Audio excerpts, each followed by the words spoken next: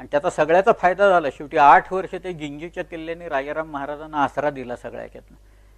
ह्या काही या सामान्य गोष्टी नाही आहेत, या सगळ्या असामान्य गोष्टी आहेत, पण त्याला एक फोरसाईट लागते. आणि ती फोरसाईट व्हिजन हे शिवाजी महाराजांच्याकडे होतं. साल्हेर टू जिंजी 260, मी हिशोब काढत होतो त्या सगळ्याकडनं. अरे म्हटलं एक किल्ला इथं सिंहगड नुसतं खालून पायथ्यापासून चढायचं म्हटलं तर एवढा बोऱ्या वाचतो आपला.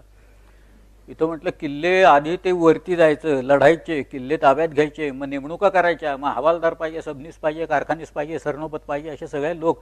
आणि ते लोक कसे पाहिजेत, निवडून घेतलेले पाहिजेत. एक किल्ल्यांची एक वेगळीच मॅनेजमेंट असते आणि ती दिली आहे शिवाजी महाराजांच्या त्या आज्ञापत्र. रामचंद्र पंतांनी जे काय सांगितलं ना, त्याच्यात किल्ल्याची मॅनेजमेंट ही सगळी दिलेली आहे त्यांनी. The wise man thinks before acting and fools thinks after it. तसं आहे ते की काय कुछ नाही होता चलो परवा इल्ले वगैरे असला प्रकार चालत नाही तिथं.